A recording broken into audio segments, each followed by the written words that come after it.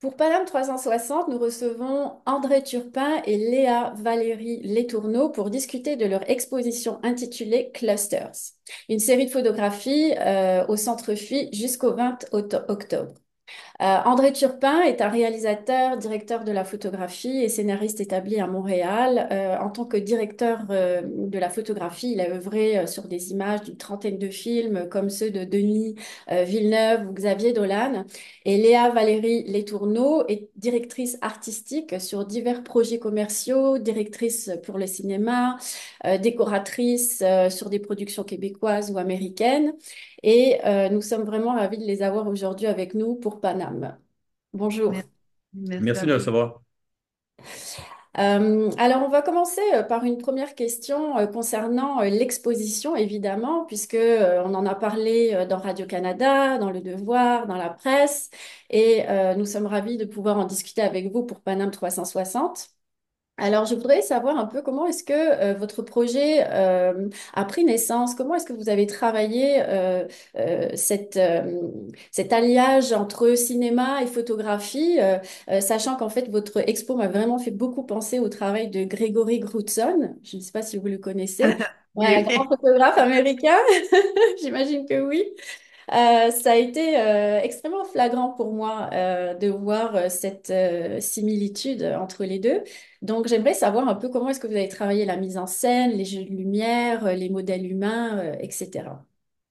C'est sûr que Gregory Crewdson, c'est une inspiration. Il y a d'autres photographes dont on s'inspire dans ce style-là, mais en fait, c'est plus l'aspect humain derrière les lieux à la base qu'on a voulu travailler.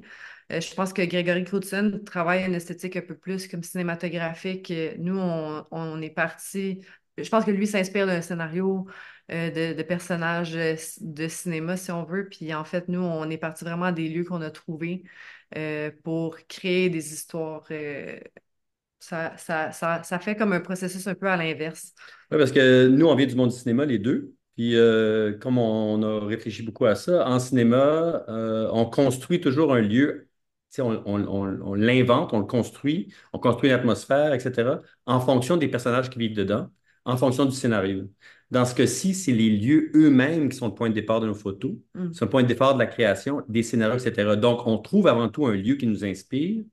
Puis dans ces lieux-là, je veux dire, il y a des choses qui sont très importantes pour nous, entre autres la quantité de détails, mais surtout, on veut des lieux où on sent l'histoire, les histoires successives qui sont passées par ces lieux-là, toutes les générations de personnes qui ont vécu là puis qui ont laissé leurs traces dans ces lieux-là.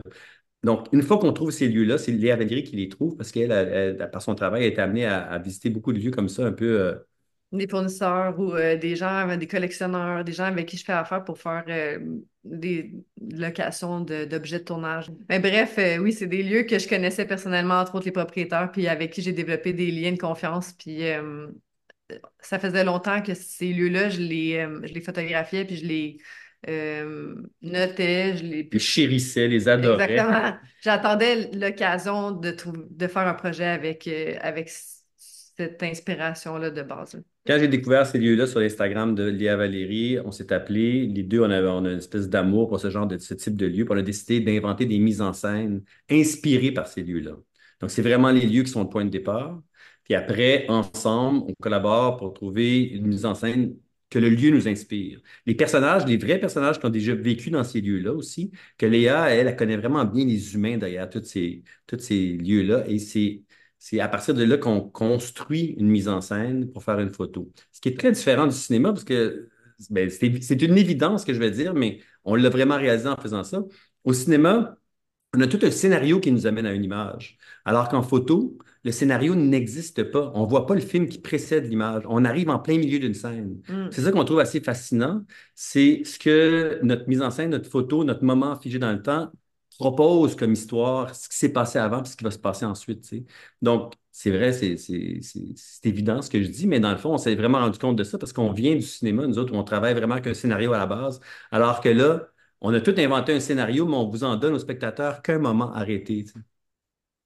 Oui, et justement, par rapport à ce processus-là, parce que j'avais une question sur l'intention narrative. Donc, vous partez des lieux et ensuite vous créez une mise en scène et les personnages arrivent après, par la suite. J'ai pu aussi lire dans les autres articles concernant l'exposition et sur vous, c'est que vous avez intitulé aussi Cluster parce que il y a comme une espèce de travail un peu archéologique sur la vie de ces lieux. Et comment justement vous êtes arrivé à disposer tous ces objets qui sont accumulés hein, dans les différents lieux, les différentes pièces. Comment est-ce que vous avez pensé à tout ça? Mais en fait, on les dispose pas, les objets. Quand on arrive dans un lieu, en fait, les objets sont presque tous là. Ce qui nous intéresse, c'est d'aller chercher la psychologie derrière la raison pour laquelle les propriétaires des lieux sont arrivés à cette conception de leur environnement naturel, si on veut. Puis en fait, ensuite, nous, on extrapole ces idées-là pour que ça devienne d'autres personnages. Je ne sais pas si vous me suivez, Oui. mais c'est un peu le principe qu'on utilise pour créer ces environnements-là. Dans le fond, on apporte quelques petites miettes pour lier les deux histoires, l'histoire des lieux, puis nos histoires à nous qu'on s'invente. C'est un peu comme une intuition. C'est sûr qu'on associe chaque propriétaire des lieux à comme une espèce de scénario inventé. Donc, à ce moment-là, ça devient comme de la fantaisie, de la fiction. Donc, il y a énormément d'objets et de détails qui existent d'abord. C'est ça qui fait Mhm, qu'on choisit le lieu. Puis ensuite, Léa Valérie va compléter mhm. cette multitude de détails-là avec encore plus de détails. Le popcorn qui traîne à terre ou les cartes du monde qu'elle va placarder au plafond. Oui. On vient comme saturer l'endroit de détails, tu sais. Mhm, Mais en général, il y en a déjà énormément avant qu'on arrive. C'est important qu'on prenne des photos de tout comme, comment c'est placé avant pour laisser les lieux intacts après. Mais mhm. c'est des lieux qui sont déjà extrêmement riches. Ouais, puis dans mon métier de décoratrice aussi pour le cinéma, ces lieux-là, c'est un peu comme des fantasmes de décorateurs de cinéma parce que c'est des lieux chargés, puis c'est pas tous les films qui nous permettent avec un budget d'en arriver à ce genre de détails-là. Donc, c'est un peu comme si on arrivait avec un décor, je sais pas comment dire, c'est un décor parfait qui est Un décor arrivé de là, il rêve. était déposé comme si tu avais ouvert la porte, puis que le décor, c'est... En fait, souvent au cinéma, les gens rentrent dans un décor, puis pensent que tout était tel quel, mais souvent, on transforme des pièces vides en lieu plein de bric-à-brac. Donc là, c'est juste plus facile, c'est déjà fait. Oui, donc il y a eu un peu, donc déjà le lieu qui était tel quel, puis vous avez un peu justement réajusté pour que ça puisse correspondre avec l'intention que vous aviez derrière. Euh, alors, justement aussi pour le rendu, avec ce côté cinématographique, cette scénographie que l'on voit, quel est le type de matériel avec lequel vous avez travaillé, les types d'appareils photo, est-ce que vous avez fait des retouches, la colorométrie, les différents types de focales que vous avez utilisés? Est-ce que vous pouvez nous donner un petit peu d'éléments sur la dimension technique? Mais l'appareil photo qu'on utilise, ça s'appelle le Phase One. C'est un appareil photo de moyen format numérique qui a la particularité d'avoir 150 mégapixels d'information par snap, par photo. Donc, c'est un appareil photo qui a énormément de résolution. Mhm. On travaille avec une focale très large, en général une 35 mm, mais sur cet appareil-là, une 35 mm, ça équivaut à un très grand angle. Et la façon que ça marche, comme nous, on veut absolument que tout soit au focus. C'est ça le défi technique derrière nos photos. On veut que tout soit au focus. Donc, on doit faire à peu près 60-70 différentes photos du lieu où on déplace le focus à chaque fois d'un pouce, 2 pouces, 3 pouces, 10 pouces, un pied, deux pieds Mhm. jusqu'à l'infini. On fait plein de photos où le focus est à différents endroits. Puis après, il y a un logiciel qui recompose tout ça ensemble et qui garde seulement ce qui est net, ce qui est au foyer. On commence comme ça. Donc, on commence comme ça pour capter notre décor. Puis après ça, on place un personnage à la fois qu'on va photographier comme au cinéma avec plusieurs prises. Donc, il va y avoir Mhm. plusieurs interprétations. On va vraiment, on va le diriger. On va lui demander d'improviser aussi. On va donc le prendre, on va le capter plusieurs fois, une trentaine de fois peut-être, des fois plus, des fois moins. Et on fait ça pour chacun des personnages. Puis après, c'est une photo en post-production. Mhm. On a une photocomposition complète. Donc, dans une seule image, il peut en avoir une centaine, Mhm. où chaque petit détail est retravaillé, recomposé, etc., et photoshopé ensemble. Puis là, après ça, on commence le travail de colorimétrie, d'étalonnage des couleurs en fonction un d'abord pour l'écran de l'ordinateur, mais ensuite pour le papier sur lequel on imprime. Donc, notre photoshopper coloriste vient avec nous chez l'imprimeur Puis là, on passe une journée à faire des tests, à sortir plein de tests pour finalement sortir une épreuve qui est bonne pour l'exposition. Ah, Mm. c'est incroyable parce que justement aussi, ça va permettre de mettre à profit votre background justement en cinéma pour avoir ce rendu-là. Parce que finalement, quand on se retrouve face à ces photographies, on se sent vraiment plongé en fait dans l'univers complètement. Puis on a l'impression que c'est comme une capture d'écran, d'un écran de cinéma et on est vraiment complètement plongé en fait dans le lieu. Donc le résultat est vraiment impressionnant. Merci. Mais ceci étant dit, il y a une note c'est important de noter que ces photos-là, qui ont une profondeur de champ infinie à cause de la technique du focus stacking qu'on utilise, au cinéma aujourd'hui, c'est tout à fait le contraire. De moins en moins au cinéma, on utilise une grande profondeur de champ. Au contraire, on limite. Maintenant, les cinémas, il y a seulement le personnage. En général, c'est des modes, là, mais en général, il y a juste les personnages au focus, puis rapidement, le décor tombe hors foyer. Tu sais. Mm. Notre façon de travailler fait référence peut-être plus à un cinéma des années 40, 30, où tout était au focus. C'était très Mhm. important. Ça nécessitait à l'époque énormément d'éclairage pour atteindre ça. Il n'y avait pas les mêmes techniques qu'aujourd'hui.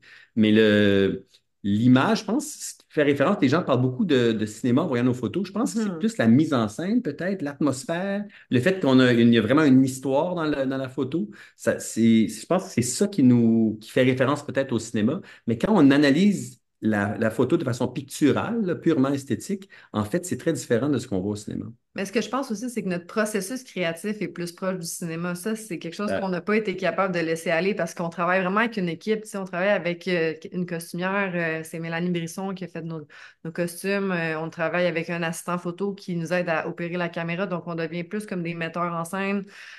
C'est sûr qu'on se divise la tâche. Là. Moi, je fais plus la direction artistique, puis André fait un peu plus la direction de photo, mais en même temps, on s'échange les rôles. Là. André a joué avec les accessoires, puis moi, je joue avec le cadrage, autant que c'est complètement. sûr qu'on complète nos forces, ce qui est vraiment fabuleux dans ce projet-là. Mais ensuite, comme on dit, on est en montage, donc André fait beaucoup de films, donc lui, il est plus habitué d'être en mode montage. Moi, c'était un peu plus une première expérience. Puis on a vraiment travaillé fort. C'est Bonesso Dumas qui fait notre montage avec nous, Marc-André Dumas qui nous a vraiment accompagnés. Puis on est devenu comme plus un trio. Puis avec notre imprimeur Michel Séguin, on est devenu un quatuor. Puis c'est ce qui a fait la force de ce projet-là. Puis pour moi, c'est encore plus riche pour ça parce que souvent on voit un photographe, Grégory Coulson, vous l'avez nommé, travaille avec des équipes de centaines de personnes. Ses Oui, photos justement, autour de j'allais en 500 000 parler. là. C'est vraiment un travail d'équipe. Puis moi, pour moi, ben, pour nous, on tenait vraiment à célébrer cette évidence. Ouais. Oui, ben Donc, justement, c'est super que vous ayez rebondi sur ça parce que j'allais vous demander combien de personnes ont travaillé avec vous sur le projet parce que j'imagine bien que vous n'étiez pas que tous les deux. Vous aviez dû avoir toute une équipe autour de vous parce qu'effectivement, quand on regarde la manière dont Grégory Crewdson travaille, oui, c'est digne d'une équipe d'un tournage de film pour prendre une photo et avec des jeux, enfin, justement travailler sur la lumière, la mise en scène, etc. Donc, Notre je film, c'est pense que vous l'équivalent avez d'un beaucoup tournage de managé. petit film. ouais, c'est ça. C'est l'équivalent d'un tournage d'un court-métrage, mettons. Tu sais, on est une Ouais. équipe, sur le plateau, on Réduite. est entre 5 et 10 personnes. Ouais. Puis ensuite, il y a la collaboration en post-production. Puis Mais ça finit par inclure quand même beaucoup de monde. oui, c'est ce que je voulais dire aussi au début, en fait. La lumière de Gregory Crewdson est très cinématographique. C'est quasiment comme dans E.T. là. La lumière est vraiment coupée au couteau. Il y a vraiment un gros travail de lumière. Nous, on est plus dans un état naturel, là. On essaie de jouer avec ce qu'on a. C'est sûr que, étant donné nos moyens, on essaie aussi de trouver des solutions. Mais je pense que c'est ce qui fait ressortir nos photos parce que on dirait qu'on est dans la pièce. Puis ce que j'ai trouvé le plus touchant au vernissage la semaine dernière, c'est les propriétaires des lieux qui étaient là, puis qui nous ont vraiment témoigné comme pour eux, c'était vraiment marquant de se retrouver dans ces pièces-là, dont la plupart ont été démolies depuis qu'on a fait les photos. Ça fait 4 ans qu'on tourne, qu'on travaille sur ce projet-là. Entre autres, la photo dans un bureau où c'était le bureau de son père. La pièce est encore là, là, c'est devant lui en 6 pieds de large. C'est comme s'il se retrouvait dans cette pièce-là. Puis l'émotion, ça l'a dépassé. Il a dû sortir là, de la pièce, hein, tellement ça l'a ému. Mais d'une belle façon, là, je pense que ça a comme créé une belle émotion chez ces gens-là qui ont été toute leur vie. Là. C'est des lieux qui ont parfois 30, 40, 60 ans d'existence. Les gens ont grandi là. Lui, il m'a dit, ça m'a rappelé mon enfance, là, tu sais, quand j'allais voir mon père dans le bureau, puis cet homme-là a maintenant comme 50 ans, là, donc ça part de loin, là, ça vient chercher une émotion qui partait de loin. Là. Oui, c'est sûr, c'est sûr. Bien, est-ce qu'il y a d'autres collaborations que vous allez faire ensemble dans le futur, un futur proche ou lointain? Pas question. Certainement, certainement. Pour nous, c'est vraiment un départ, là. C'est Mhm. vraiment, le projet commence. Je pense vraiment qu'on veut faire une centaine de photos. On en a déjà trois de plus de shootés, de tournés qui sont pas encore ici, mais on a vraiment l'intention d'explorer.